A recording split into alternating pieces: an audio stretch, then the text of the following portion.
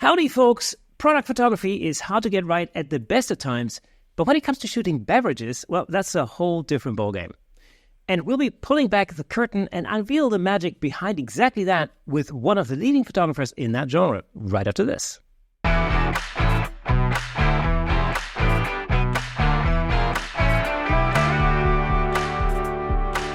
Welcome to Camera Shake, where we bring you the insider scoop on all things photography and videography, giving you a unique opportunity to stay ahead of the curve. As always, I'm your host, Kirsten Nuts, and before we get into it, I've got one thing to ask of you. I've noticed that over 65% of our viewers on YouTube and listeners on audio are not actually subscribed to this channel. I mean, come on, people. You can really help me out by hitting that subscribe button. It'll help me get even more amazing guests on the show. And I keep saying that every week, and I don't think it's possible because, our guests are awesome anyhow. But in any event, it's just one click. That's all it takes. Thank you so much. Now, without further ado, let's give it up for today's special guest, the beverage photography expert, commercial advertising photographer, educator, fellow Platypod Pro, and fellow guitarist, Freddie Clark. Freddie, man, how's things? Things are great. Thank you for that intro. I hope I can live up to that. That was fantastic. I want you to follow me around and just introduce me all the time, please. That was fantastic. Thank you. No problem at all. That's a deal. But thank you for having me. I appreciate it. I'm happy to be here. It's great. I've really been looking forward to having you on the show because we had a little chat before we went on air, and I've told you that I'm sort of a secret beverage photography lover, really. I really like food photography, and within the sort of broad genre of food photography, beverages, bottles, glasses, drinks in general really fascinate me. One, because it seems really difficult, and from the little experience that I have in that field, I know it's very difficult, to get the lighting right, to make sure reflections are on point, all that kind of stuff. It's very hard. What is that fascinates you about it? They're unforgiving. Glass surfaces, you have to be dead on with your lights. I always say the glass shows you back what you show it, right? So everything that's there in that area, right, be it lights or yourself or, studio equipment, it's all there. If you dive in, you zoom in, magnify enough, you'll see everything. Like one of the first beverage classes I did, I was like, to one of the photographers, I'm like, oh, you're wearing a blue shirt when you took this picture. And he was like, well, what are you talking about? And I'm like, you were wearing a blue shirt. And he's like, how did you know that? And we just zoomed in on his photo and you could see him in the glass standing there with a blue shirt on. So it's so unforgiving. And so you have to get really precise to get it really clean. And that's what drew me to it, because the first time I did it, it was terrible. I mean, it was awful. And I still have that picture. I will never let anyone see it. But it was downright terrible. And I was like, wow, this is hard. And I'd been shooting food already. But when it was a rainy day and I had nothing really to shoot that day. And I'm like, when I get some beers in the fridge, I'll grab a beer and, how hard could this be? And that first time I was like, oh my God, this is really, really hard. And so I went to school on it. And like I said, no one will ever see that first photo. And sometimes when I'm feeling kind of down, I will go back and look at it and go, okay, you know what? You have gotten better. You have gotten better. Well, that's the thing. I remember the very first time I shot a beer bottle. I think it must have been before the pandemic, because for some reason I seem to remember that. It was a beer bottle. It was by like a small kind of microbrewery. Maybe a little bit bigger than a microbrewery, but like a local brewery type of a thing. And I was so proud of that image that I sent it to them on, I think, Facebook Messenger or whatever it was, or Instagram or something like that. And I did get a response, but it was, it wasn't like the, oh man, this is amazing type of response. It was like, oh yeah, thanks. So it's a little deflating, right? Yeah. Yeah, completely. Yeah. But that is a great way to get started, is, and I did that, and I still do that from time to time, where especially with smaller or more local clients, local businesses, if I'm doing personal work, which I still do quite a bit, it's a good idea to do that, right? Send it to you, especially if it's a local brewery, send it to them, and you never know what it could lead to. And that's exactly what I did. You know, I had got lucky here in New Jersey that as I was really getting into beverage work, New Jersey changed the laws and the craft beer industry kind of exploded at almost the exact same time. So it was a lot of opportunity to go and, you know, you're not going to make, you know, I wasn't making enough money to retire, you know, that's for sure. But it was enough practice, enough exposure that, you know, hey, you know, and you'd be surprised. I mean, even, you know, if they're not fantastic, you know, they're always looking for stuff too. They're always looking for content. They're always looking for a picture to put on Instagram, you know, so it's a good idea. Especially small little craft breweries. I mean, there's a similar sort of trend happening here in the UK. I think it's maybe it's been a little bit delayed from North America. I remember going to the US 15 years ago, and it was already, and especially on the West Coast, there was like a trend when it comes to like microbreweries. I remember I went to visit some microbreweries in San Francisco, for example. They were amazing. And at the time, that sort of thing didn't really exist over here in the UK. But over the last, I would say, maybe 5 or 6 years, I've definitely noticed there's been more of a trend for those tiny little breweries to pop up. In fact, there's a farm about 1.5 miles from where I am right now, where they've turned one of the farm buildings into a microbrewery, and they, you know, they're super small. They do like, I think three or four different types of beer. You know, they're open during the day. It's a tiny little thing. It's probably, I don't know, like 2 tables and 5 chairs in there. But they don't have massive marketing budgets. And, you know, places like that, companies like that would appreciate any bit of content that somebody creates. So I think there's a real opportunity there. You're absolutely right. Oh, yeah. And there's a place maybe 15 miles from me just like that, right? Where they sell corn and they sell pumpkins in the fall, and they sell Christmas trees, and they also have one building. And it's funny, they're open like 2 days a week, you know, only Saturdays and Sundays, but the beer is really good, and especially during, you know, like the nice fall weather, I mean, the place is packed. Yeah, and those are the places. So if you're trying to get a foot in the door, trying to start out with this, I mean, that's the greatest place to start. And what we're seeing here now is also micro distilleries, right? So we're seeing whiskeys and gins and, you know, you name it. Small little places are in almost every state are popping up, and same deal. So even if it's not, you know, even if you're not shooting beer, if you're shooting whiskeys or whatever, you can do the exact same thing. Yeah, exactly. There's one thing I should say though. It's like I think the mistake that I made when, you know, back in the day when I took that shot of that beer bottle and I sent it off, was I didn't look at their social media profile beforehand. So I just did something that I thought looked cool, but then unfortunately after I'd sent it off, I looked at their Instagram account and I sort of realized, well, the style that they were going for was completely different from what I just sent them. Because I sent them like some hyper stylized studio shot of their beer bottle, which I thought was awesome. But actually then looking at their Instagram account, they weren't for the kind of, you know, the lifestyle type of, you know, kind of vibe, which is completely different, more like real life people, you know, expressions, that sort of thing. So I'm not surprised that it didn't get back to me because it really didn't fit the profile at all. But you know what? I've had very similar things where, you know, they will maybe they're just doing the lifestyle because that's all they are capable of doing, right? And I don't mean for that to sound derogatory, but you know, they have a person with their phone who's walking around the tap room and clicking pictures of people as they're enjoying the beer, and that's fine, that's great. But no one has ever done that stylized studio stuff, right? And they all have websites, right? So they still really there is a need for them to have that.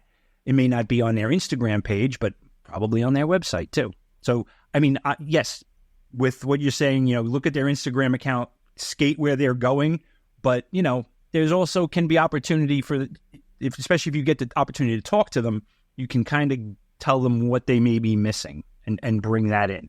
You know, so, and everybody needs product shots. I'm sorry. It's still something that is needed. Absolutely. So when you first started out, did you already have a lot of photography experience when you first got into beverages? Or Yeah, I was one of those people who, but when I started relatively late, out of school, I went into radio and worked in radio for a decade.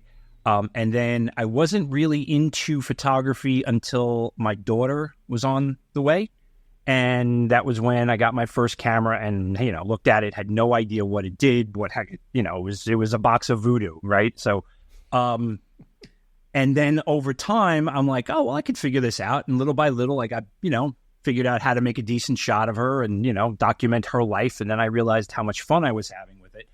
And over time, pretty much self-taught, but started doing portraits of people, started doing a lot of street stuff. I mean, I live 45 minutes outside of Manhattan and an hour and a half outside of Philadelphia. So I would go and just wander around if I had a day to myself, wander around in one of the cities and just do street stuff. Hooked up with a wedding company, and I was doing kind of B-roll video, taking some pictures for them too, kind of like the second shooter. Did that for a bit. Then wound up shooting a couple of my own weddings, not too many, because the wedding photographers, there should be a special place in heaven for them, because God bless them. What they're doing is incredibly hard. Did a handful of them, realized that wasn't my thing, and then I started kind of focusing more and more on food photography. And my cousin owns a few restaurants on Staten Island. And, asked me, hey, could you come and shoot some plates for me? And I'm like, all right, yeah, sure, And, they were okay. I did an okay job for them. But then I'm like, wow, this is really nice. This is real. I'm enjoying this. It's a slower pace than the wedding photography. I am more in control of just about every aspect. And I don't want to sound like a control freak, but it was nice to be able to slow it down and do exactly what I wanted to do, which was the exact polar opposite of weddings, right? It's what happens when you're just documenting what you see in front of you. Right? So then the food work started up, and then it was, shortly after that was when I, I had that day where I tried to shoot that beer bottle. So I would say I was probably a photographer for like 10 years, really. And, wasn't really making money at it, but doing it as a side gig. And then once I found the food and once I found the beverage, and when the beverage stuff really lit me up. And then I started getting compliments from people who I looked up to, right? So food photographers who I looked up to, one in particular was like, wow, this is, he goes, your food stuff is okay. Your food stuff is good, but your beverage stuff is fantastic.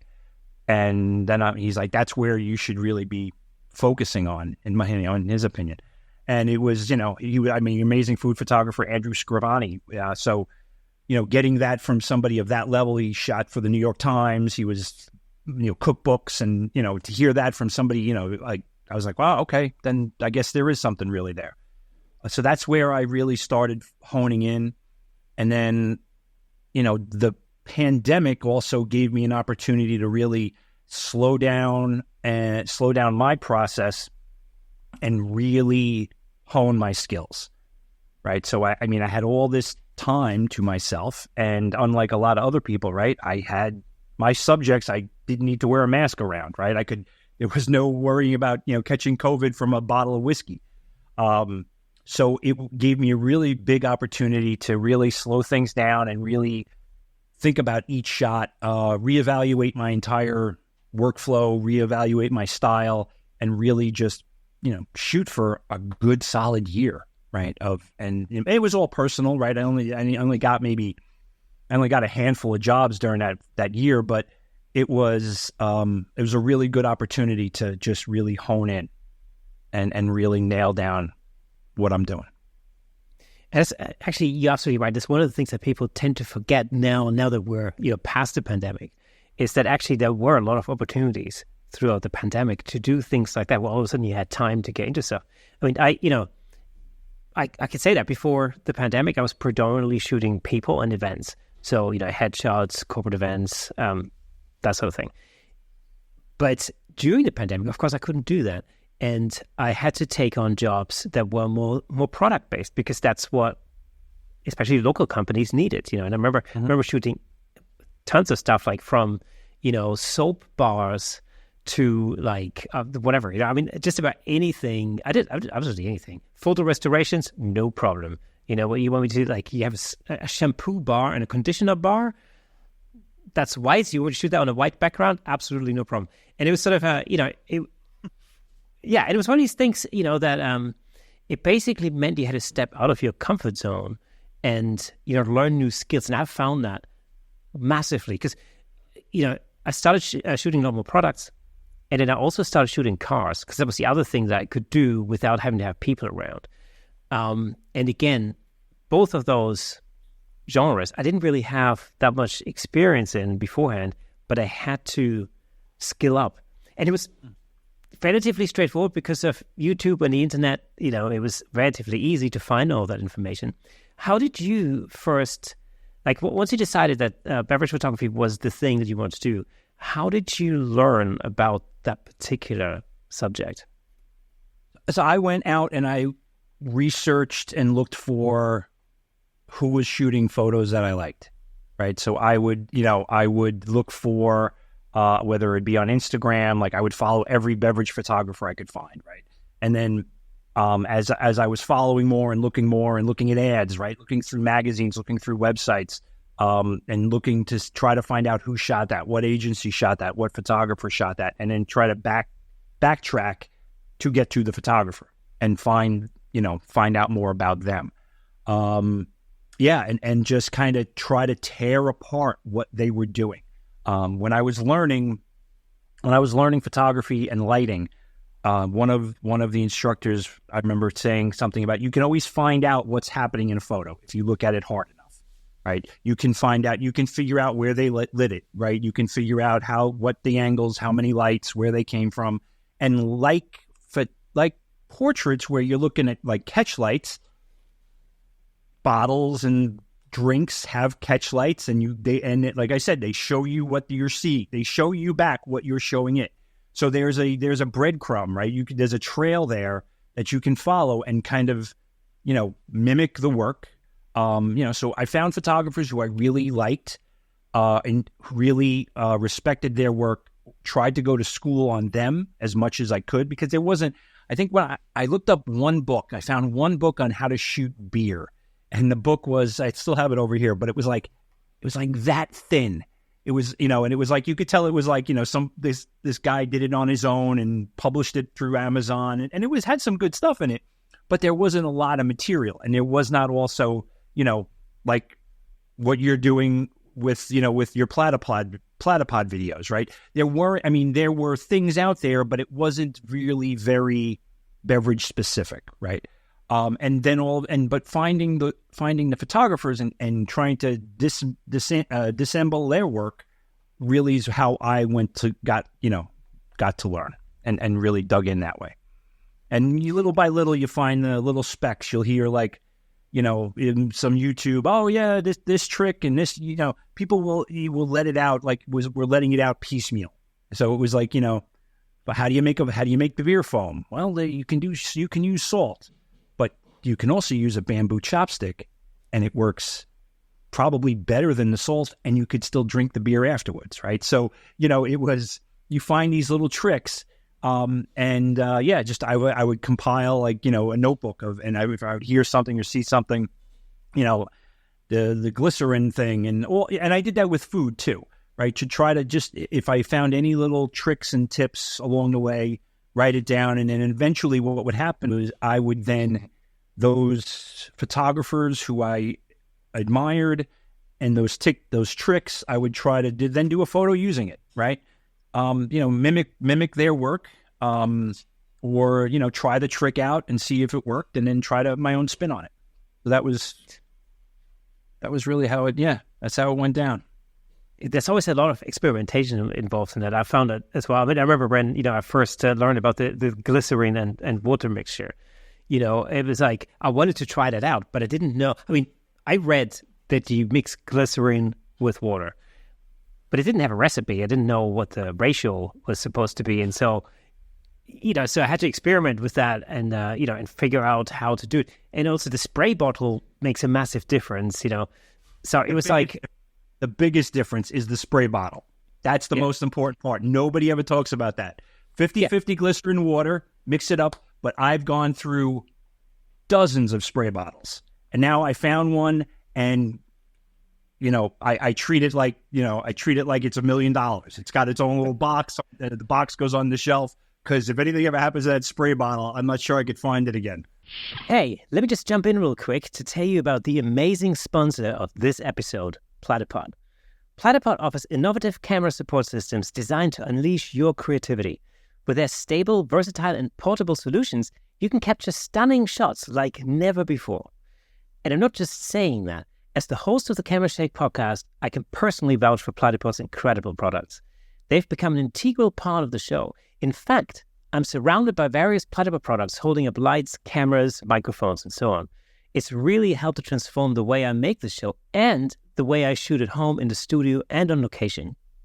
But don't just take my word for it. Explore Platypod's website at www.platypod.com to discover their range of products, including the Platypod Extreme, Platypod tripod heads, and the brand new handle, of course. Make sure to follow Platypod on Instagram and Facebook at Platypod Tripods for exclusive updates, tips, and giveaways. By choosing Platypod, you're not only investing in your photography, but you're also supporting the Camera Shake Photography Podcast. Thanks again to Platypod, our amazing sponsor. Platypod, where innovation never sleeps. With that's exactly it. It's just like you're just finding, experimenting and finding something that appeals to you. Because the thing with spray bottles is it really makes a massive difference to the actual droplets, the size of them, the dispersion, and everything. And sometimes it works on something, and then sometimes it doesn't work on another thing. I tried 2 or 3 different spray bottles on a bottle that I shot the other day, actually for a Platypod video. And so it was a lemonade, blue lemonade bottle. And so I tried one bottle, and it just didn't work. It didn't look right. It was just not, A bottle prep is your friend. So what you do is, before I shoot, it's usually the day before I'll do my bottle prep. Always, take off any back labels, and do a nice cleanup and make sure, I think my local liquor store thinks I'm insane because I go in there and I'm looking at bottles and I'm turning them around. I'm reaching in the back, grabbing a different bottle. And I've had clerks at those stores staring at me like, what are you doing, man? And where's this? Because every bottle has two spines, right? And you don't want them to cut through the label. So bottle prep is so huge. And what you do is you get some clear coat spray. Krylon makes a nice clear coat spray, right? And you use that where you want to put your glycerin mixture, right? Your 50-50. So the night before, spray your bottle lightly with that clear coat. And what happens is it creates a little bit of grip. And then when you spray your glycerin the next day, let it dry overnight. And what will happen is the glycerin will then really have something to grab hold of something. And it will be able to grab hold, and you'll get that nice little bubble. If you don't do that, a lot of times they'll flatten out and you get that kind of lake effect, right? So clear coat the night before, let it dry out, and then that will help your glycerin hold better. And then with that, you can then, hours and hours and hours, it will sit there and be perfect for you. Yeah, that's exactly it. I mean, those are all really, really important tips. When if you are for those of you listening and watching, if you are interested in shooting bottles, and I should say this: shooting beverages is actually, apart from it being a really useful photographic exercise, I find in terms of lighting and in terms of prepping, products and everything. But even if you're not necessarily thinking I want to get into that industry, I see a lot of images of bottles and beverages, for instance, in camera clubs and competitions, for example. A lot of the time I see those kind of images coming up. So, even if you're listening, you're thinking, oh, I need a competition image. Those kind of products, images tend to do quite well if they're really well done. So, if it's a good looking bottle. Right, if it's a good-looking bottle too, and you will learn a ton about lighting, because I'm sorry, the lighting a bottle well, lighting a glass well, I think is one of the hardest lighting things to do, right? And as you will get better with your lighting, and you will be better at seeing light, and your lighting portrait skills will increase. Look, I still try to shoot a lot of different things, because I think being a better landscape photographer, portrait photographer, street photographer, it all helps you become a better photographer and give you skills to carry into other things, right? So it's like, Absolutely. And in the beverage lighting is the exact same thing. So even if you're just doing it as a one-off, try it and you will get better. You'll learn a lot about how light diffuses, how light can wrap around a subject, how light can, actually, as it passes through a bottle, it can inverse and turn upside down, and then you'll see the reflection on the other side of the bottle. You learn a lot about how light works. And it's a really good skill to have, because it was the next time I did a portrait session for somebody after I was really getting into the beverage work, I'm like, wow, that's probably one of the best portraits that I've ever made. And I'm like, I remember thinking about it for a couple of days, and I'm like, I'm much better with light now than I was. So it's all the skills can come together, and it makes you a more well-rounded photographer, I think. Absolutely. So it's being able to handle artificial light is extremely useful, no matter whether you're doing portraits or you're shooting products. But I feel like with beverage photography, especially because you're shooting these highly reflective surfaces all the time that are not only highly reflective but also translucent. There's so many problems you have to take care of, and as always, you learn the best by solving problems. It's the same when you first get into when you first start using flash, for example, you come across a whole ton of problems that you didn't know even existed. Once you start doing anything other than natural light, but you have to work your way through that in order to get better at it. And then, like in my case, I remember years ago when I first started using artificial light, I shot portraits. That's a thing that I do most of the time. And I got pretty good at doing that, but then having to switch to products during the pandemic, I really had to evaluate a lot of the things that I was doing, because certain things don't apply. And it's the same in toy photography, actually. I'm currently doing a series on toy photography, for the Platypod channel. And it's like, there are some basic principles of light that still apply because physics are physics. But of course, you're now talking about a miniature world. So all of a sudden, the things that you've taken for granted in terms of modifiers and whatever else, and the way that those, that light affects a human face of that size, all of a sudden these things, you have to reshape those and rethink in miniature land. And, a modifier like a softbox or something that's potentially relatively small for a portrait now is humongous in comparison to that toy. And things like that. You have to take your knowledge of lighting, but then just reapply that in a different universe almost. Super interesting. I would say the toy photography is very similar to glass and bottle work, because it is also mostly plastic, right, and very reflective, right? A lot of toys have that plastic reflection, and so you're going to get that reflection. And you're going to get specular highlights if you can't control your light right, if you're not diffusing enough. You'll get hot spots real easy, right? So I would say, like what we went back to what we said earlier. What you do in one will definitely help you in another, no doubt. Yeah. And so the thing with miniatures, I shoot mainly Star Wars Star Wars related images. Isn't that all toy photographers? It seems like it's always Star Wars figures. Exactly. It's a little Darth Vaders or ships, right? It's always. Yeah, exactly. But there's some interesting things about that, because it's as a topic, it does allow you to do a lot of really creative things, especially in terms of lighting. Because when you're talking Star Wars, you're talking lightsabers. And when you're talking lightsabers, you're talking colored lights. And then you're talking colored reflections, and the way that spills onto, let's say Darth Vader's helmet, or the opponent, or the ground, or whatever it is. It just gives you a little bit more to work with, and a little bit more to be creative with. And so that's kind of why I like it, because I always create these lightsaber reflections in camera rather than in Photoshop, because I just love doing it. I just love gelling lights, and I love doing stuff. But let's talk about lighting for beverage photography. Where do you start? Like if you think it, if somebody's listening or watching and they think like, this sounds like a really great thing, I do have a speed light, but where do I start? How do I light a bottle? So speed light is a great place to start. That's fine. The main thing I tell people is diffuse, diffuse, diffuse, right? Because, a speed light is a small, I have one over here, really small little light source, right? And if you do use a speed light bare against a bottle, you are going to get a really ugly reflection off of that bottle. So a naked speed light is no good. Put it in a diffuser if you have one. If you got a, whatever kind of diffuser.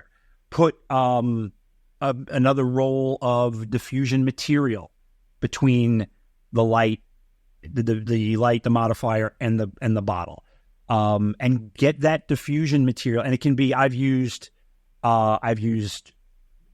opaque shower curtains, right? Or I have a roll of tracing paper. I use the lead diffusion filters. I've used all kinds of different things depending on what I had available at the time. And just get it as close as you possibly can, just out of frame, right? Get that diffusion material as close as you can, and then back that light up, the speed light, as far away from that diffusion material as you can, right? So put some space between the light and the diffusion material, and you will wind up with that soft, wraparound, diffused light that will really help give the shape of the bottle, because that's what we're trying to accomplish, right? Is that the whole point of the light is to show the shape, right? Photography is two-dimensional. How do we create a third dimension?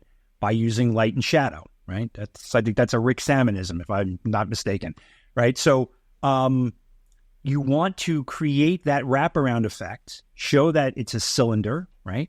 And that diffusion will do it. That's what does it for you. So and if you have only the one light, then throw on the other side, throw a reflector, right? Or you could do, if you have any Photoshop skills, I used to do this all the time when I only had, as I was building up my kit, I would take one shot, flip everything off to the other side of the bottle, take the other shot, merge them in Photoshop, right? So you can do a lot with the one light, right? And I still do. Most of my shots are still at least 2 shots that I do put together in Photoshop. Usually it will be for the label and any reflection that I'm getting because I'm trying to light the label, right? So usually my shots will be, I'll have one that gives me the bottle, the wraparound, probably the glow, right? And also play with a light behind it as well, right? Usually a little softer power. You can use gold reflective cards for whiskey and beer, or silver reflector cards behind the bottle or the drink, off to a little cockeye just to get a little bounce back in. And create a shot where you've got your glow, you've got your wraparound, and then I'll usually light the labels, any shot, separately, and then just paint the label in, using layers, paint the label back in Photoshop. So it's not, if you can drive yourself nuts to get it in one shot, but you will drive yourself nuts to get it in one shot. You will be crazy by the end of it, because you'll get those specular highlights. You'll get highlights bouncing around. So don't be afraid, get some Photoshop skills and, kind of build them together. And that's what everyone is doing. Any of the commercial work you see, it's not one shot. It's probably way more than 2 that are, a professional retoucher is getting their hands on the files and they're putting them together, right? So it could be sometimes as many as 5, 6, 10 shots even I've seen, where it's, you're getting one specific part of the bottle or the scene, right? Especially if you've got a drink and a bottle in one scene on a tabletop, it's trying to get it all in one, getting it all right in camera. The more complicated the shot gets, the harder it becomes. So yeah, and you don't need big gear. And I think that's, people need to remember that when you're doing a shot like that, it's ultimately advertising. So we're advertising, an idealized, stylized version of that product, when it's a bottle at least. Right, it's fantasy, right? It's not editorial. I don't, it's not reportage, right? I'm not doing I'm not shooting a war zone where I have to be true to life, right? It's fantasy. And yes, if I go to a bar and order a glass of whiskey in a Glencairn glass, it is not going to look like the shot I just did of a whiskey in a Glencairn glass. It's not. Because I'm trying to glamorize it. I'm trying to create the fantasy world of what that will look like. Right. So it's I don't want to say fakery, but it's manipulated. It is. Yeah. That's why McDonald's and Burger King can spend that much money on great photography, because I've never bought a Big Mac and then opened the thing, but like, oh, that looks exactly like it does on the poster. Like, never. Right. It's never. Wow, the poster looks juicy and bigger now, and now it looks a little dry and gray and small. Yeah, it's not. Yeah, same thing. Yeah. In fact, Burger King actually got done not too long ago because they inflated the size of the Whopper, I believe it was, in their advertising in relation to the other products. So they actually got done for that and had to backpedal on all that advertising, I believe. Yeah. Now, what I will do is nothing in my beverage work is not real, right? So, when I shoot something, it's the product, it's the ingredients, it's the bottle, it's, nothing is faked. I'm not, like, I've heard you can make whiskey looking liquid out of kitchen bouquet and some water, right? You put some, and you mix the right mixture, it will look like it will have the same color as whiskey. But what it won't do is have the same physics as alcohol, right? So when you swirl a glass, like whiskey or pretty much almost any alcohol, you swirl a liquid around the glass, you get those tiers or those cathedrals, they call them, right? As the whiskey kind of falls down the side of the glass.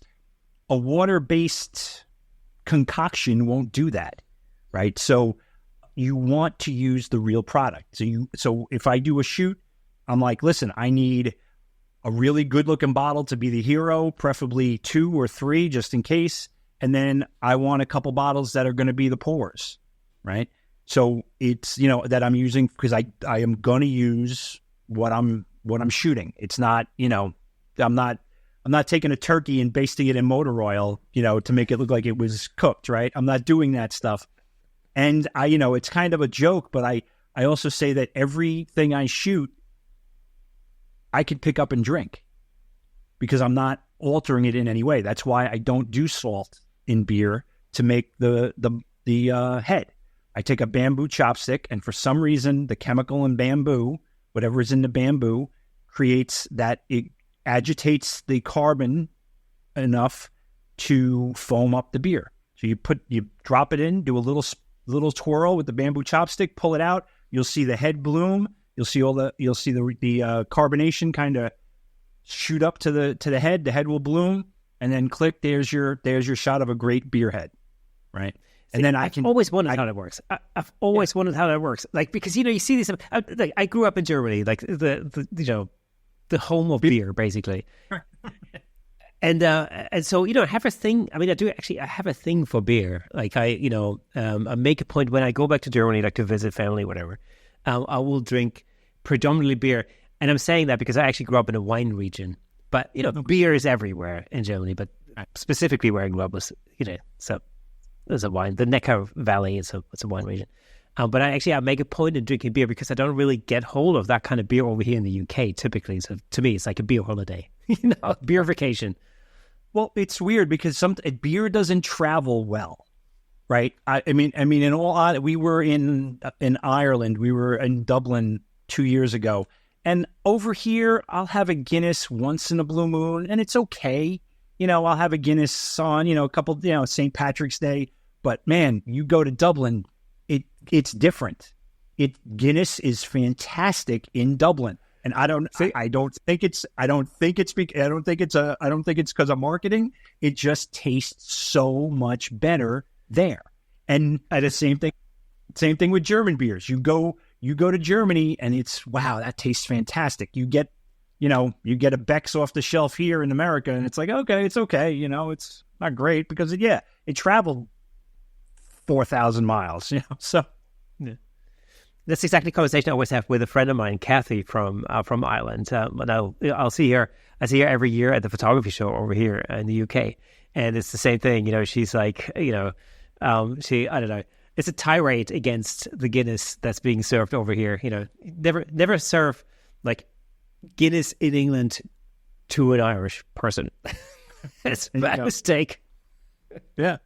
Well, you know what? And it was when we were there in Dublin, well, all of Ireland, like you see the tanker trucks with they're like the gas. What we would see as gas tanker trucks here in the U.S. Tanker trucks full of Guinness driving around Dublin, and it's like they're pumping it fresh. It's never getting bottled. It's not even getting casked. It's just, they're pulling up to the bar. They're, tapping in and just pouring it right out. It's like, so it's super fresh. It hasn't sat in a bottle for whatever it takes to cross the ocean, so yeah. But the bamboo chopstick is the trick. And you just kind of drop that in, twirl it around, pull it up, give it a second to let it head up. You'll still have a little bit of swirl going on of the carbonation, and click your shutter. So that's the last thing I do with a beer shot. All right. So I'll go in, set up my lighting, and I'll pour beer. Like it takes me usually a good 5 minutes just to do the pour, right? Because I've got the glass exactly where I want it. And then I'll pour a little, let it kind of settle, clear any of the carbonation ring that's within the glass. Oh yeah. Always make sure your glassware is really clean. I wash it right before I'm going to use it. And then I white glove it, so I'm not getting anything, my fingerprints, any oils on it. And then when I'm pouring a beer, I let it settle. You get the carbonation ring at that level, I'll go in there and clear that out, pour a little more, get it cleared out, and I'll pour it just so I have about that much left on the glass. Then I'll pop in the bamboo chopstick, give it a little swirl, pull the chopstick out, and as soon as it blooms up, and I'll still have a little bit of that carbonation spiral, so it looks like the pour just happened, that's when I click the shutter. And that will get you. It's that level of detail and preparedness that really then translates into the end product. I always think, it's like, because I wouldn't have even thought about that. I've wondered, like, especially with beer, I've always wondered how they get that, that head to stay like that. Because, I always thought, like, well, there's got to be some kind of trick to that, but it really is. It won't stay like that long, so you have to be really fast. And you can do that bamboo chopstick thing 2, maybe 3 times with one beer. Then if you still haven't got the shot, you'll have to dump, reset, repeat, and try again. But because the carbonation does run out, and then you wind up with a little tiny, little sliver of a head. Yeah, that's usually how beer is served over here in the UK, with no head at all. Yeah, yeah.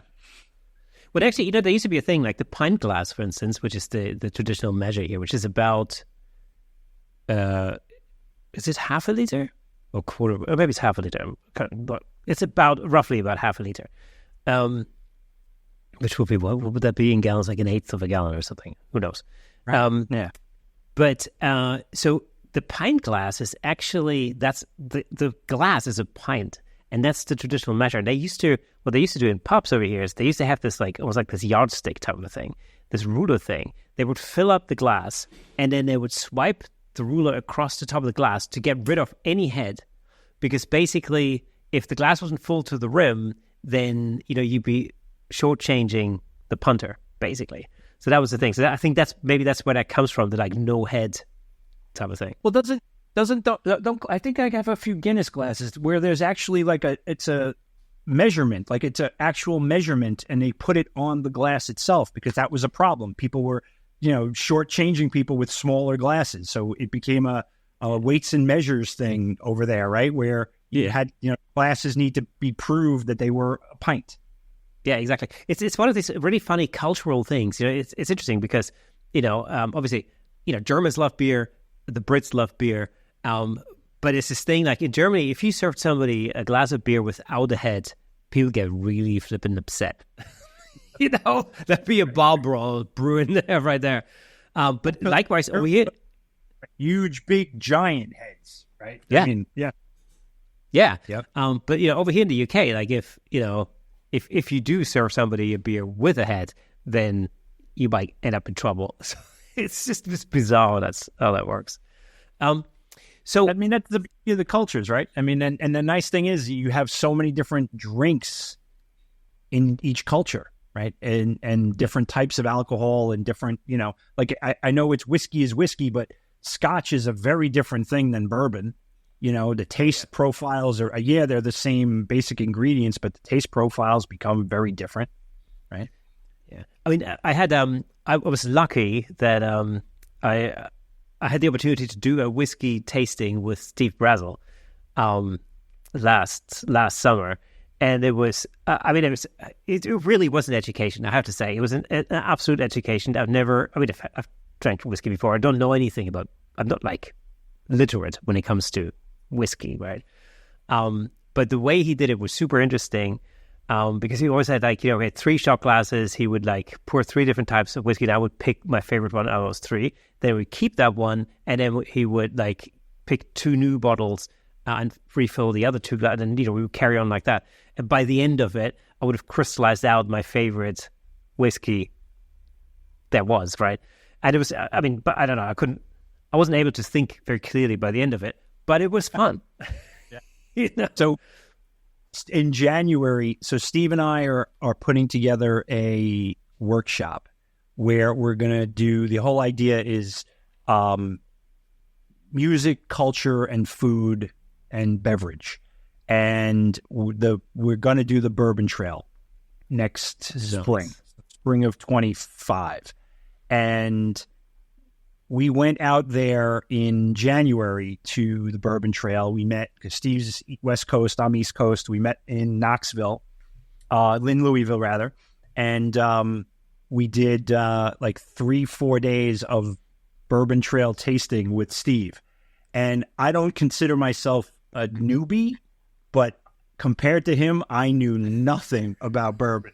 And it was like 4 days of I remember getting home and I can't drink anymore right now. It was like, I can't, I got to dry out for a couple of days. But it's amazing. It's amazing. All of the nuances in the tastes and your ingredients really can't change, right? It's not like I'm throwing something different in that cask. I'm using different casks, right? Or I'm using just different amounts of rye or corn or barley and different woods to mature it in, right? So it's amazing the different flavors you can get out of it with just the same ingredients, but just slightly different, a slightly different approach or a slightly different recipe. Yeah. Even if it's just different water, for instance, from a different area or something, it had an immediate impact on stuff like that. I find it extremely fascinating. It's like I said, liquor is not really, I don't really have much experience with that personally, because I've never really, I don't know, it's never really been a drink of my choice per se. But now, what I find myself doing now is every time I walk past a whiskey bottle that I like the look of, but I don't know anything about it, I will usually take a picture and then send that picture to Steve and go is this any good? Now, what do you think? Right. You get this Brazel seal of approval before you buy it. Right? Yeah, exactly. Yeah. Same with rum, actually. Rum, it's not, I've never really been, a fan of rum or anything. And then I spent a week in Norway with David Bergman, and he really got me turned on to rum and coke for some reason. And now I can't stop drinking this stuff. It's terrible.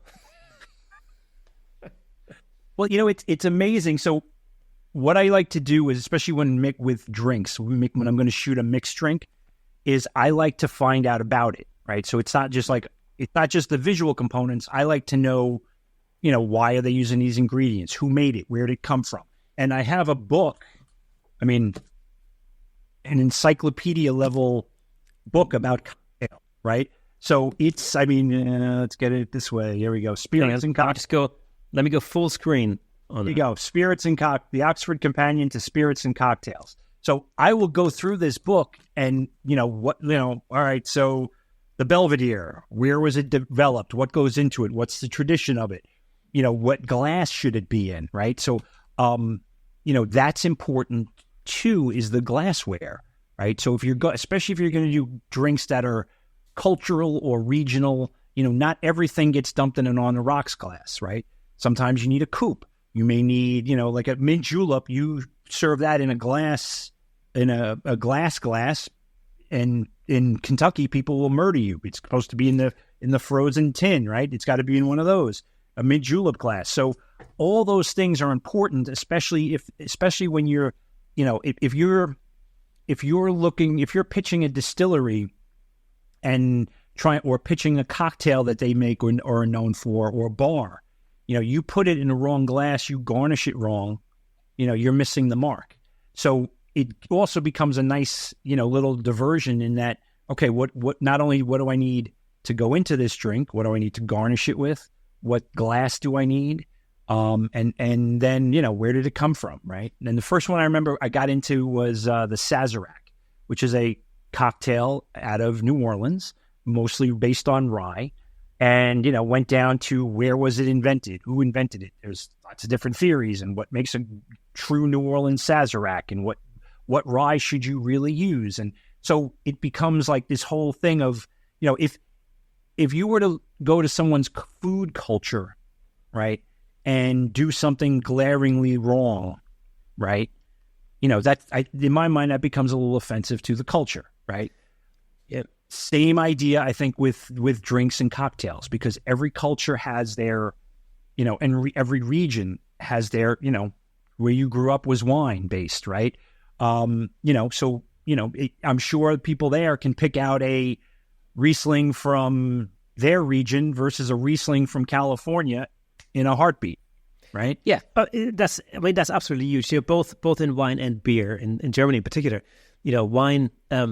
The wine regions in Germany are fairly compact. They're quite small. Like, where I'm from, it's a river valley of one particular river. That's basically the wine region. But it's very, very specific, and they have very, very specific glasses, for instance. So there's predominantly 3 different types of grapes that they grow there traditionally. One is Riesling, it's a white Riesling. The other one is it's called Trollinger, which is a version of a Pinot Noir type of a thing, but it's very, very regional. They call it Trollinger. And then there's the Gewürztraminer, which is the third sort of grape. And depending, over the decades, one or the other will rise or fall in popularity depending on what's fashionable at the time. There was a time when like Trollinger was like the thing, and then it's now at the moment I think it's a little bit out of fashion, but it'll come back. So it's just how it goes. But they all have like very specific wine glasses. Beer is a huge thing. I mean, virtually, I can't remember which way around it is in Germany. It's either we have 4,000 types of beer and 2,000 types of bread, or it's the other way around. I can never remember. But it's a lot. I mean, it's a lot of beer and it's a lot of bread. But well, basically the same thing. It's just beer is liquid bread. I mean, it's basically the same basic ingredients, right? Exactly. Yeah.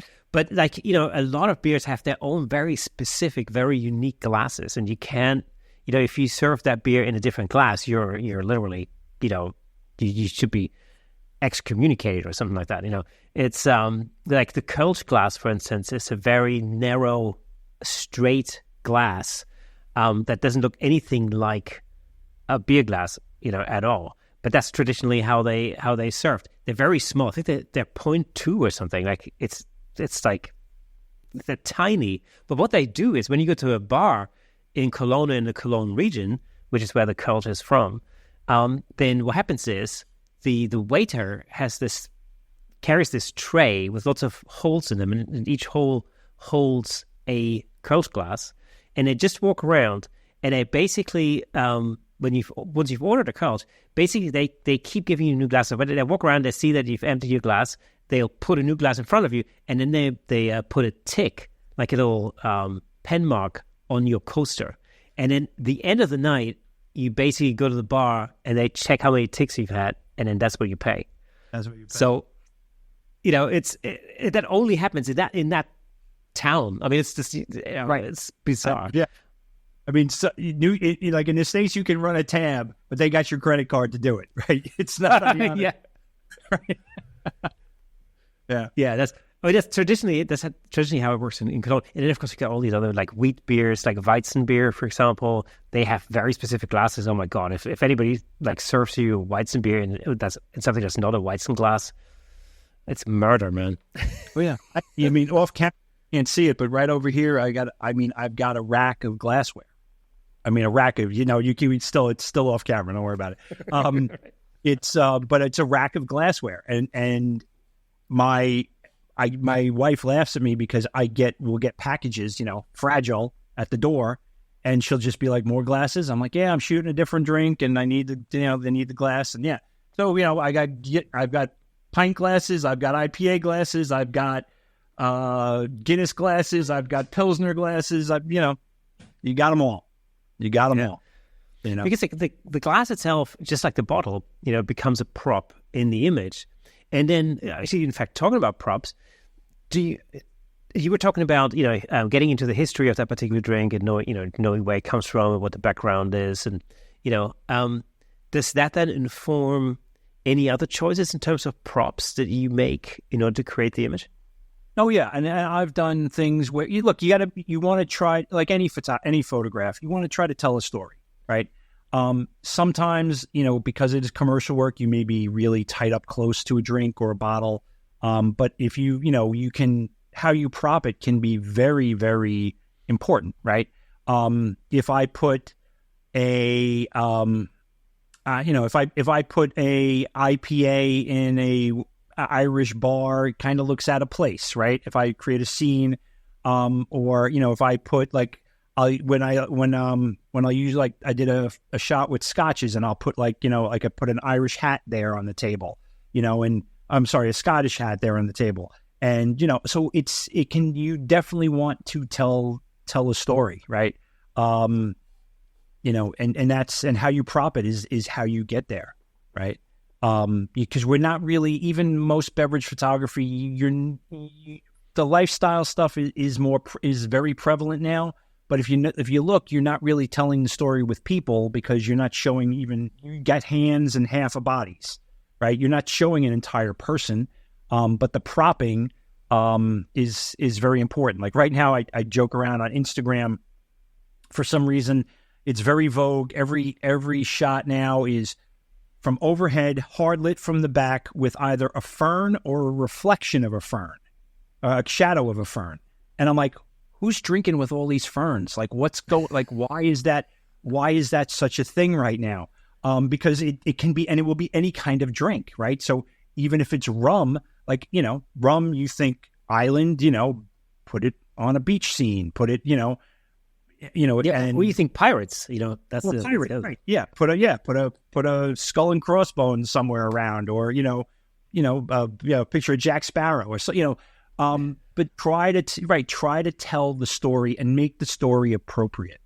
I'll even use, if I could find old glassware. I did a shot where I wanted to show I wanted it to be cards, and it was you ever hear the story of what's his name, the cowboy who got killed, and he was holding aces, a dead man's hand, aces over eights. Oh, I'm drawing a blank on his hand, on his name right now. A real popular cowboy story. He was shot in a bar. He was playing cards, and he was holding a full house of aces over eights. So 3 aces over, with over eights. And I was doing whiskey shots, right? So I wanted to put that typical, cowboy, give me a whiskey, So it was small whiskey shot glasses on a card table. And I just threw in the aces over eights as the hand, because that's the most famous, Western card, poker hand, right? And I threw in some poker chips and stuff like that too, to tell the story, bring the, do more than just have the drink there. But propping can be very important, and again, should be appropriate, right? Absolutely. Where do you normally source your props from, just generally? I'm Amazon. I mean, I'm kind of always on the lookout. I kind of go. In fact, just today I got 2 tabletops delivered. I found a place online that sells to restaurants, and they sell, the tables you put on, the tables in the restaurant, like the hi-hat tables. So I'm always looking for different backgrounds, different places, different things to place everything on, because I live in a 2x4 world, right? Everything is right here all the time. One of the things I have been doing a lot too is I've been using about a year or two ago, I started using a big screen television as my backdrop. And yeah, I was watching the Star Wars. We were talking about the Star Wars toys, the Industrial Light and Magic thing on Disney Plus, and that documentary. And they were talking about the volume, how they make The Mandalorian now, and it's just a giant, big wraparound screen. And it was like one of those moments of like, nitwit, why aren't you doing this already? This makes perfect sense. I don't need that big. I live in a smaller world. A 50-inch television will be great. So I started going out and using some stock photography or making photos myself and using that as the background. And then lately, in the last 6-8 months, I've been using Midjourney. Right. So I'll create a scene in Midjourney. I've got one picture. I've got a few pictures now. One is like a dive bar with with a glass of whiskey on it. That dive bar doesn't exist. It was from Midjourney. I did one not too long ago where I wanted a living room scene, like the end of the day, like you're sitting down with a book and you're reading a book in a nice cozy chair. You've got a bourbon next to you, living room, fireplace, couches, candles, all that was fake. Everything else was, Midjourney, everything, the stuff right close to glass. My glasses on the table with a book, that was all real next to the drink. So I'm always on the lookout for either props or, tabletops and scenes in order to place it to help tell the story. And that's, it's so similar to toy photography, because the process that you've been describing is exactly what I did in a very recent Platypod video, which, as we are recording this, isn't actually out yet. But if you're watching or if you're listening to this, you can actually go back to the Platypod YouTube channel and you can see it, where I'm it's really a video on lenses for toy photography. But what I'm doing is I'm taking apart 2 shots that I created. And one of them was actually created using the exact same method, where I'm using an old computer screen, and I'm literally projecting an image on it that I've created in Adobe Firefly, same sort of thing. Like, it's an ice planet scene. And then the trick with that is always, and actually this is really the sort of the challenge and the fun thing, is you can then blend in your subject and the foreground with that background so that it doesn't look like it's fake. And, in this particular case, it was an ice planet scene. And so, I used baking powder, which is a great stand-in for miniature snow, because real snow doesn't scale very well, So it's when in a miniature world, real snow doesn't actually look like snow. It looks totally fake, weirdly. But so you need something that can stand in for snow on that scale. And baking powder is one of these. And sugar works too, but baking powder is great for that. Right.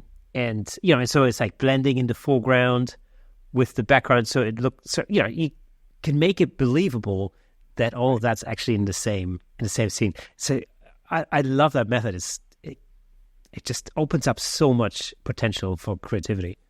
Yeah. And what I liked about it too is, I used to do a lot of composites before that. And, doing composites, especially with glassware, is hard to get.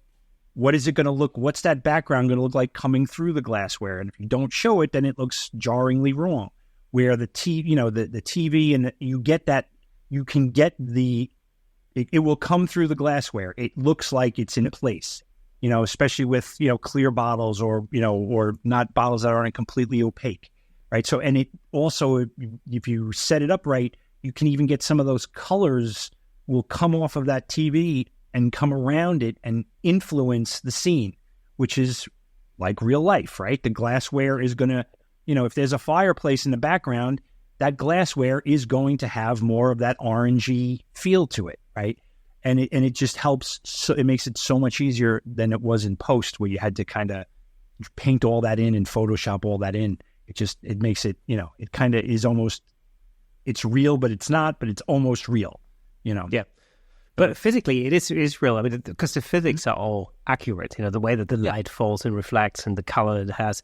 That I remember the documentary that you mentioned earlier. I think it was that segment about the making of the Mandalorian, and I remember watching that and thinking, like, this is, on one hand, this is so clever. On the other hand, it's a total no-brainer. Like, why haven't they been doing this? Right. For decades, Yeah. And that's exactly how I felt. I'm like, oh my God, why haven't I been doing this? Like, it's like, duh, that's a great idea, Yeah. And to mix in but you still have that as, as your background. Yeah. And the beauty of it is, like, for instance, if you think, like, if it was just a projection screen, for example, that'd be one thing. But the beauty about using a TV or a computer screen, for example, is the fact that actually emits light. And so it interacts with the subject. So it's not just something that looks like it's pasted in the background, but it actually interacts especially with the reflective surfaces on glassware and on toys as well. So I highly recommend that, just try it out. And you can just use your own, you can use an iPad with, like, depending on how small the miniatures are, with Lego, if you're shooting Lego, iPad every time. No. Works perfectly. Yeah. You don't need that big of a space. Exactly. Yeah. Yep. Definitely. Yeah. No, it's cool. It's a great time to be a photographer. That is for sure. It is a great time. Yeah, absolutely. Let's talk a little bit about post-production, because I know, again, from my own very limited experience with shooting beverages, there is a lot of after-the-fact work that needs to go into making something look good. What would you say is your basic workflow? So when I shoot, I usually shoot into Capture One on my laptop. Because I got burned a few years ago using Lightroom for tethering. I heard it's gotten better, but Capture One is fantastic for tethering. And I always shoot tethered, so I can watch and kind of see and zoom in and get a feel for each frame. Like I said, usually shots will be, I did one this morning, and that's going to be 2 shots for one photo. But I've done as many as sometimes 4 or 5. I'll do my basic processing in Capture One, then bring them all into Photoshop, whatever frames I'm going to use, bring them all into Photoshop, and then just, as layers, and then create one file with whatever layers I'm using. Then it's really just a matter, most of the time, it's just a matter of, make sure the alignment's right. I always shoot on a tripod, and then just do basic alignment. And then it's really just masking and painting back in what I want to keep, right? So I'll have a base image, which will be my, usually will be my tabletop, maybe my background. Then I'll have, let's say I'm doing a shot with a bottle and a glass. I'll get the lighting in each one of those shots. So I'll get my lighting in one shot for the glass, perfect. I'll get my lighting in another shot for the bottle, perfect. And then usually bring those in as separate layers. So I'll, on that base layer, say my backdrop or my tabletop, I'll paint back in the glass, and I'll mask out black mask and over the whole frame, and then paint in my glass. Repeat that process with the bottle, right? Another layer, mask it out, paint it back in with white for the bottle. If I have to do something, usually a lot of times the label will be the same thing, right? Different layer, paint it back in. So then I'll end up with a file where I've got, if I've got 4 layers, then I'll group them, copy that group, merge that new group into one file, right? As long as I got everything lined up, that's when on that layer, I will then usually do my cleanup. If there's any specks of dust, and there's always a speck of dust, right? There's always, no matter how much you clean glassware, and there's always an imperfection. in the bottle, right? There's something that's slightly askew, or something a little bit of dust that just didn't clean off. So then I'll do I'll have that cleanup layer, and then if I want to process it in, a lot of times I'll do a little bit of sharpening, selective sharpening. I like that. I actually, to bring him up again, his ear's going to be ringing. Steve Brazel has had that process he does with Color Effects Pro and Silver Effects Pro.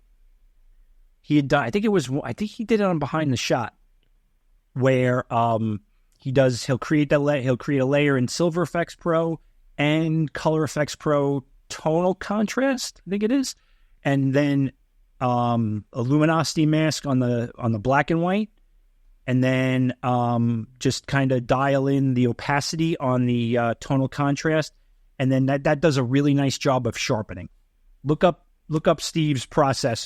He describes it step by step, and it was a really good way to get nice tack do sharpening, and then you can mask it and paint out where you don't want for that sharpening to be. And then, I import it. Then I'll take that file, import it back into Capture One.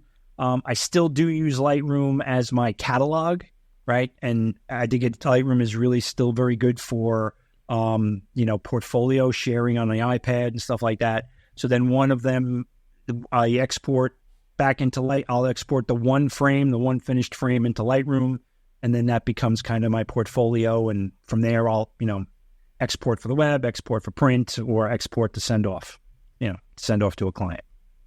So that's my basic workflow.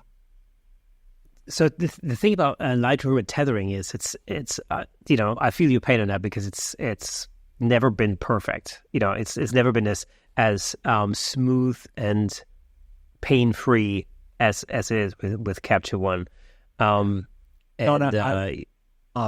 I was on a food job in a restaurant trying to tether with Lightroom, and that was the final straw. That was I don't know, 5 or 6 years ago, and I almost threw my laptop out the front door. I was so aggravated because it wouldn't work. It just wouldn't work for some reason. So yeah. There's some really weird. There's some weirdness going on with Lightroom. Like, for instance, with Nikon cameras in particular. So I had this problem that Lightroom literally stopped tethering to Nikon. Like, maybe, I don't know, let's say a year ago. And I was like, what is going on here? And I had a client, like a headshot client, and and then I just went out, you know what, I'm going to shoot the card, and I'm just going to import it into the computer before we go through the images and stuff. Like, it's a real pain in the butt.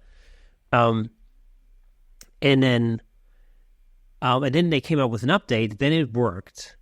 And then I remember setting up for a client, and I've said everything's happening, and then all of a sudden, Lightroom stops tethering again. I was thinking, like, what is going on?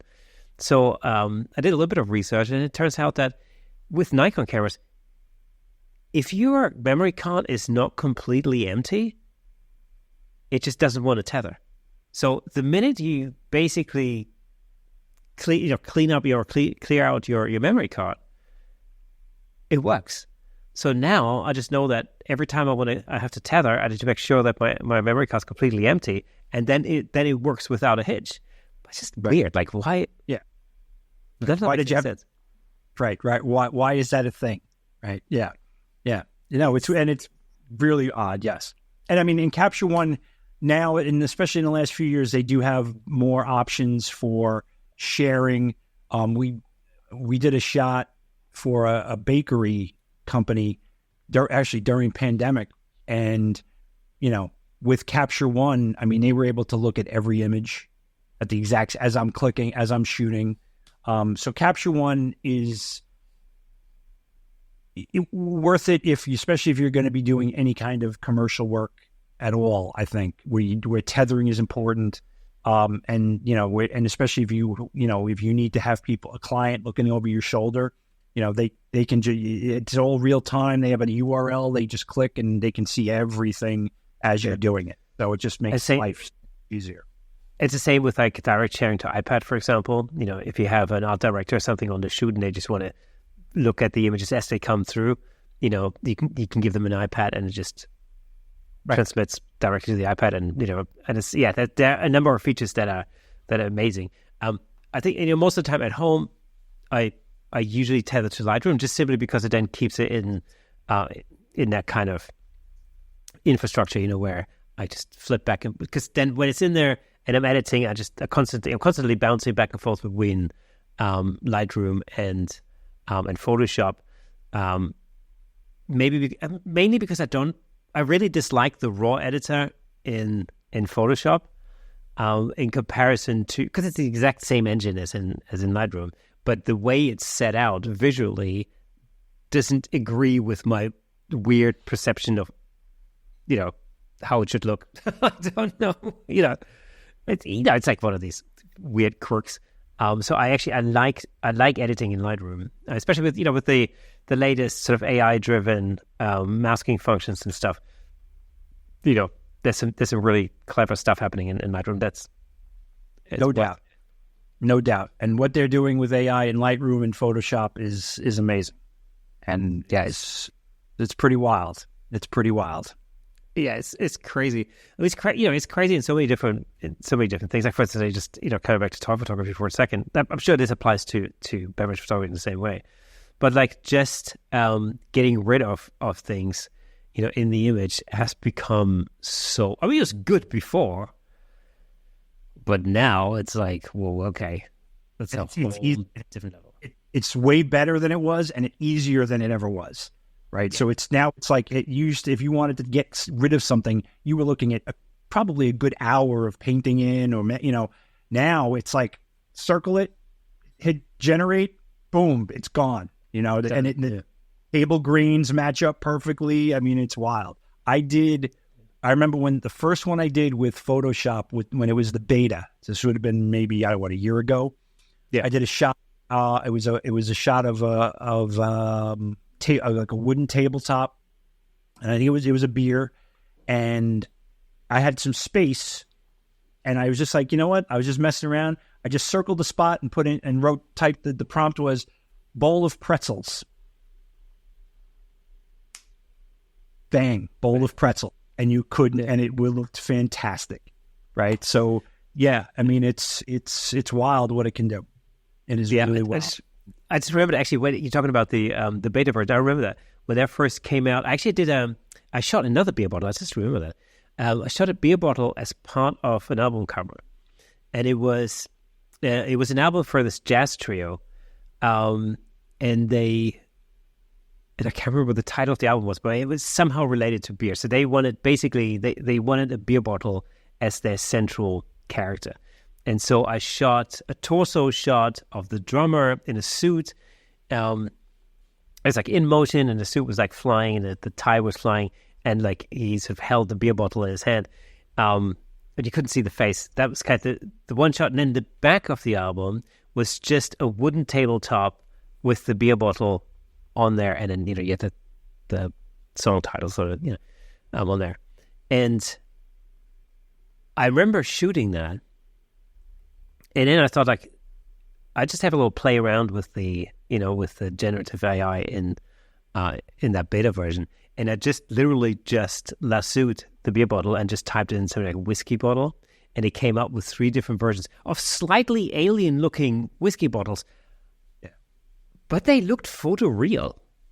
Yeah, you're right. They like when people say, "Oh, are you worried about AI taking over?" Like, yeah, there's a part of me that is, but as of right now, like getting the branding right, you still need photography, right? Getting that I can't right now, at least, I can't type in Jameson's bottle, and it won't create a true Jameson's bottle. It's not going to do that, right? So you still need the real thing.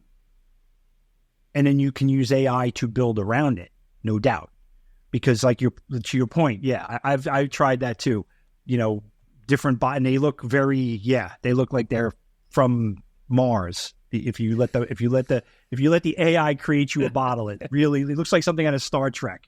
It should be on, like Kirk and Spock should be drinking Romulan ale out of this thing. Like it's really. And I always think these bottles should exist. Like, why don't they? 'Cause, I mean, they're freakish, but they're cool. Why is somebody making these? Yeah, they look like sci-fi props. Definitely. Yeah. But I mean, this the thing about AI, I think the thing about AI is that, well, the thing about real photography in a sense is that, especially in advertising, it's not just taking a picture of something. There's a lot more intent that goes into it. There are like psychological sales tactics. There's like branding. There is, brand story, all that kind of stuff, style, intent, all of that kind of stuff that you want to put into an image. That's maybe a lot of it is very subliminal, but you're communicating, a message on many different levels to your potential audience. And that's really something that AI in that sense can't really do. You do need that creative brain of a human in a sense to basically say, because, that is so subtle. Things that, I mean, there's some subtleties that will make the difference between something being on brand and being off brand, and you don't have the nuance. Right. That's the word I'm looking for. Where, like, if I'm on set with, like with a creative director, right, they'll be like, oh, move that just a touch and move that. Oh, I want, twist that a little bit this way. And, those fine tuning things, AI will not give you. And maybe it will someday, that's very possible. But right now, at least, it's not going to give you those little touch, move that cherry garnishing that drink just a hair to the left to pick up the light a little bit differently. It's not going to do that for you now, right? It's still very much a chainsaw, not a scalpel, when it comes to moving things around and making adjustments. Yeah. There's a very interesting conversation I had with Carl Taylor, who's advertising photographer over here in the UK, and he was talking about the subtleties of brand messaging, for instance. That you have to really get 100% right. Things like just the angle of something that might personify the right or the wrong aspect of that particular brand. I mean, it's just unbelievable. And again, that's something where it's all about communication. It's all about that conversation. That communication between the art director, the marketing team, the art director, and the photographer in the end. It's it's not a simple process. It's quite complicated and complicated, which is why very often in shoots like this, the art director is actually there to oversee what's happening and to make these suggestions, these tiny changes and all that kind of stuff. Because as a photographer, like, you don't, unless you actually are an in-house photographer that works for a particular brand and that's all you do, generally speaking, you're never that closely involved with the brand, I presume. Well, yeah, I mean, you don't have that level of detail about every aspect of the branding, no. But you think about, usually you'll have a pre-call, right, where you're pitching, you're getting their ideas. Treatments are a big thing where they'll ask now, we want to do a campaign, and this is the vibe we're going for, this is the feel we're going for, this is the scenario, and what would you do? And it's basically you're providing them with almost like pre-shoot shots to show what you can do or what you're thinking about, how you're going to create their idea. And AI can be very good in that too. Now it's a very useful tool because you can make things quickly to kind of just convey that general idea for them, where you're not going into the studio and shooting for 4 days to create. You can do it in a day rather than 4 days, right? Because you're talking more mood, and they're not looking for pristine, ready to go shots. They're just looking for that you get the idea, that you understand the concept, and that you could execute on it. How would you execute? So you can use, a lot of times you would use your own photography that you've created already, but now AI does give, you don't have something exactly like that. AI can give you that ability to do something on the fly to give them that, basis. And then those discussions around pre-treatment, after the treatment, that's usually when you find out if you got the gig. Then you can go, you're getting, all through that process, you're getting a better idea of what they're after. And then you're right. You're there on set. There's a creative director, art director there. And it's, sometimes it's like, oh, can you move that cherry a half inch that way? Take the shot. Sure. Take the shot. Oh, no, move it back, and there's a lot of, and that's why it can take a while to create an image, right? Because you're kind of, tweaking things as you go. And, sometimes it can seem like there's too many cooks in the kitchen sometimes, but, you usually get there. But yeah, it can be very intense and it can be very time consuming. I had a client give me for an amazing number of shots in a day. I'm like, no, it doesn't work that way. It doesn't, they didn't know. And, they're talking about, oh, could we do 60 shots over 2 days? And I'm like, no, wait, that's not even close to possible. 60 shots, you own me for a week, and that's, and we'll be lucky if we get that, right? So yeah, but that's an interesting process actually, because when you first pitch the idea, do you like this? One thing I was going to ask you actually is, do you draw from your existing portfolio of shots, or do you actually go and specifically do a test shoot? Yes, all the above. Right. Okay.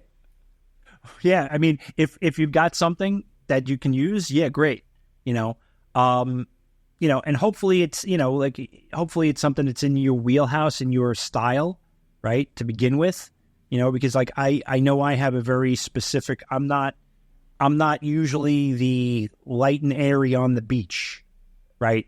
My photography does tend to be, I had a creative director describe me once as, everything looks like it's coming out of a sexy speakeasy. I'm like, oh, that's perfect. That's why I can that, so you hope that you have something in that style, or and if you don't have something specific, you can go back and shoot it. But again, now AI gives you that tool to, maybe you don't have to, you can do it. If you do a product, if I get the product shot, now I can kind of, between AI and in Photoshop, I can massage it enough that I'm not shooting for 4 or 5 days, right? I can kind of get what they're after maybe a little quicker. And then often, of course, it's not only necessarily about the product, but also about some kind of action, like for instance, a pour, for example. How do you approach that? Because that's really something that, the way I'm envisaging it anyway, is something that sort of happens in the moment. So how do you create a typical pour kind of shot? Yeah. Okay. Repetition. Repetition is your biggest friend. That you definitely need. Really fast, quick lights, right? Really short flash durations, because that's what's going to get you that crisp look. Not, and speed lights are actually very good for this, because they do have a quick, especially at some like half power, they do have nice quick flash durations. I mean, I'm talking like thousandths of a second. Some of the studio lights don't really do that for you very well until you get to like some higher end, of course, like, Pro Photo and Brown Color and those. But there is like Paul C. Buff, the Einsteins. They are very good at that. They have a very short flash duration. And that's all about getting, because your shutter is not even what you're leaning on to freeze everything. It's that flash duration, right? And it's just repetition, right? So usually I'll set it up where camera's on a tripod, glass is set. I've cut the bottoms off of bottles, right? For pours. So if I'm doing a beer pour, I've actually saved them now. I've got like a brown bottle, a white bottle, and a green bottle, where you actually cut the bottoms off the bottles. And the best way to do that is you take twine, you dip it in acetone, flammable. You get a bucket of water. You take to where you want the cut to be. You twirl up twine around it, dip it in the flammable material, light it on fire, let it heat up for a second, drop it in a cold bucket of water, and that bottom will just pop right off. Don't do it inside. Do it out in the garden. Do it in the driveway. Don't do it in the house. But yeah, so that's usually the easiest way. So then I'll basically creating a funnel, right? Mm-hmm. and then that's all clamped down, that's all rigged down. So, if I'm seeing here's the glass, the lid, the neck of the bottle is really just a funnel, so you're not seeing the back. And then I'm pouring beer into the funnel of the bottle, and it's dripping down, it's coming down into the glass, and I'm popping off shutters. I'm popping off the shutter as I'm going. Reset. If when I fill up that glass, reset, clean up, and do it again. Right. Same basic idea for splashes. If I'm throwing liquid around, I've got a kiddie pool that I put down. I've got some tarps I put down, and literally I'm just throwing liquid. Like, see, if I'm doing a splash where it's like hitting the back of the bottle, I'm just throwing liquid at the back of the bottle and just doing it over and over and over and over and over again. Pours are a little easier. The throws, the splashes usually take a little bit longer. I'm talking like a day, couple hundred frames, right? And what do you use to throw the liquid? Depends. Sometimes I've used a cup. Okay. I've used like a syringe, like kind of shot it, like a baster, like a turkey baster, and you fill it up and then hit the bulb and it shoots out. It depends. It depends, because you'll get different effects, right? So if you throw it with a cup, you're going to get more of a wave, right? It's going to hit more heavy and give you like a wave effect. If you use like a syringe or a baster, it will give you more like individual droplets, right? So it kind of depends what you're after, and usually it's a combination, right? So I have a big wave hits the bottom, hits the back, and then I'll have droplets off to the sides. If you're doing a drop where you're dropping something into a glass to get that funnel up, that you can just, drop air, compressed air sometimes, acrylic ice sometimes. Another trick I learned was, I picked this up, I can't remember who it was. I totally stole this. You take a glass, you glue it to a piece of wood, right? Face up on a piece of wood, and then you get like a couple of, you can do it with another couple pieces of wood. Basically what happens is you invert it upside down, so the glass is hanging there, and then you shoot liquid up into the glass, like with a syringe, like with a big syringe. It hits the bottom, the bottom of the glass, which is now at the top, and then it creates a really cool, like almost like a rain effect as it falls down. Do that a couple hundred times, then get your hero shot of whatever kind of liquid you're using, and then in Photoshop, flip those splashes back around, and now it looks like the stuff is coming up out of the glass. So that's a fun one to do too. This is exactly the stuff I love, and you're giving me about a million different ideas for platypod videos as well. Love it. I'll tell that where you got the idea from, at least. He'll know anyway. He'll know. Amazing. This is exactly the kind of stuff that absolutely fascinates me with food photography, and particularly with beverage photography, because it is so, because you're dealing with liquids. It's just so, with food photography, it's like you can style it. There's a gazillion things you do to make sure that something stays looking fresh, and all the rest of it, you prop stuff up.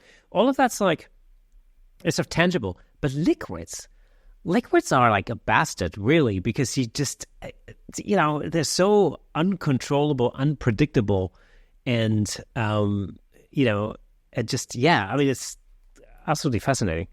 Yeah, time and repetition, and a fast shutter duration, not shutter duration, fast flash duration. Those are like thousandth of a second flash duration. Look up your flashes. Look up what the T number is. And it's usually you want to be like at half power or lower to get a really quick flash duration. Otherwise, you get that motion. It looks more like motion. You're not freezing the stuff. Yeah. You want to get everything. Yeah. You want to get those droplets where they're defined and clean and just hung up in air. How do you trigger the camera? I mean, presumably, when you're, let's say you're behind the body firing, whatever, your liquid into the bottle. How do you trigger the camera? So I'm either working. Sometimes I've actually, dragged my wife in there, right? Or other times, I do sit down. I have pocket wizards, right? So pocket wizards I got a pocket wizard usually in my pocket, one on the camera. All my lights have pocket wizards, and I'm using them to trigger as I'm throwing and or shooting, right? Or I've got someone helping me, and I'm going, as I'm throwing, I'm like, fire, fire, fire, right? And timing is, you'll be amazed how many shots you miss, right? Yeah. And it almost becomes like a dance of anticipating the throw, anticipating the shot, and finding that medium where you're doing it at the same time. And it's kind of like, doing like this sometimes, because especially if you're doing it by yourself, where you're throwing with one hand and firing the trigger with another, you get a lot of missed shots, but that's why the repetition. There's during the pandemic, I did a self-portrait as part of a portrait series that I do on Instagram called 3 Hits in a Row. And this particular self-portrait was basically me slicing a lemon in midair. That's the idea. Mm-hmm. And so I did that with my stepdaughter. It was a really super fun thing to do for us together, because she was doing photography GCSE, or actually A-level, which is this sort of high school diploma equivalent over here in the UK. And so it was the pandemic, we obviously school wasn't on, or it was remote. And so we had a lot of time at home. And I had this idea in my head for this selfie type image as part of this photo series. And so the idea was, again, there's a lemon in midair. I have this huge kitchen knife, and I was slicing through that lemon in midair. And so my idea was, the lemon is obviously parting in midair, but then also I wanted to have like little lemon juice and bits flying out, just to give it more realism. So we went and we bought it like half a truckload of lemons and made this concoction of like lemon, bits and like lemon juice and like little seeds and whatever it was. So the only way I had to realize that was to have my stepdaughter, throw this stuff in the air, and I would hit the shutter button.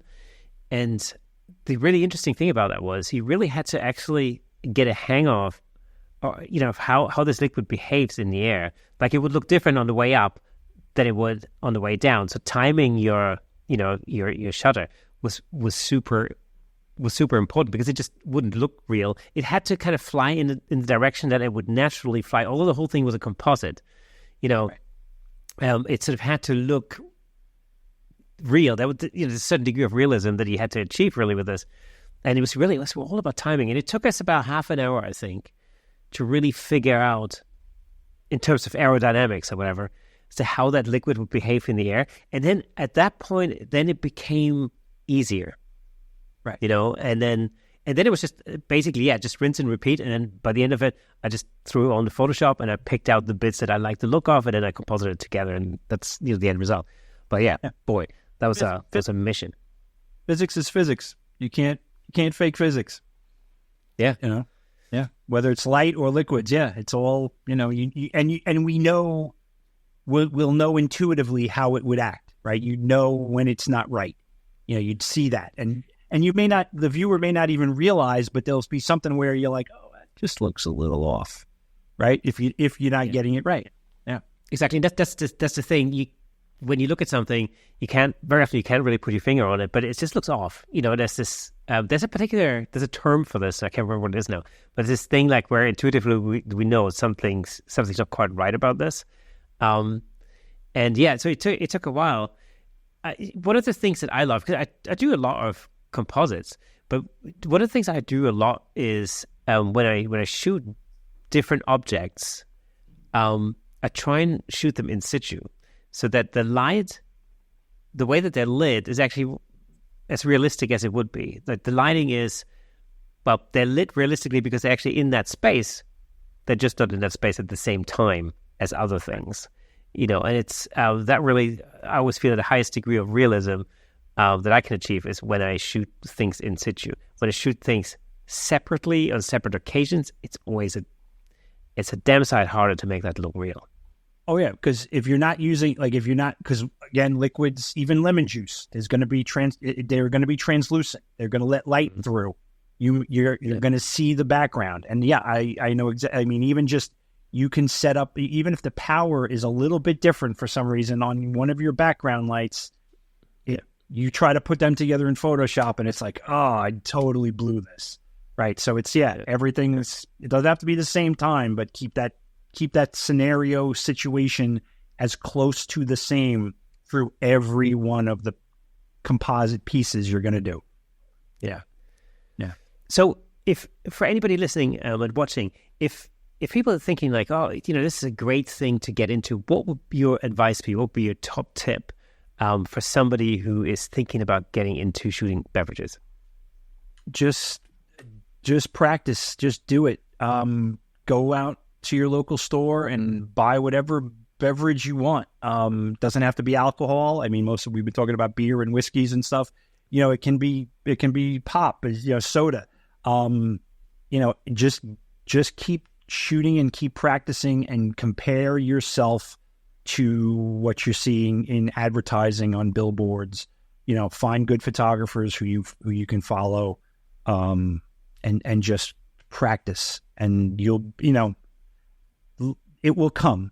But you just, especially, look, if you want to do it for fun, just have a great time. Just do it for fun. But if this is something like you really want to do, it's the subtleties that make the big difference, right? That last 20% is the hardest mile to go, right? You can get 80% of the way there, but if you to do it commercially, it's that last 20%. That's the hard part. It's been an absolute pleasure having you on the show. Thank you so much. What a conversation. Thank you so much for being our guest on the Camera Shake podcast this week. Thank you for having me, man. I really appreciate it. Okay, folks, that's it for today. It was awesome having Freddie on the show. And as always, before we go, let me just recommend another episode that I think you like. Check out episode 198 with Scott Kelby. I'm sure you love it. If you enjoy our content, consider supporting us on buymeacoffee.com/camerashake to help us continue creating and bringing you more exciting episodes. It really does mean the world to us. And for those of you who are listening to the audio version of this podcast, did you know that there's a fully fledged video version over on YouTube with plenty of examples of our guest photography in full Technicolor? Well, you should know by now because I mention it all the time. There you go. All you have to do is go over to YouTube, search for Camera Shake Podcast, and you'll be able to watch all past episodes on there. And if you're already on YouTube, make sure to drop us a comment, hit that like button, ring the bell, and share with your friends. Your engagement helps us reach a wider audience all over the world. It's pretty crazy where people are listening from and watching from. It blows my mind every time. So thank you for listening and watching. And remember, a new episode drops every Thursday, so make sure you mark that in your calendars. Until next time, keep shaking things up in the world of photography. See you next Thursday.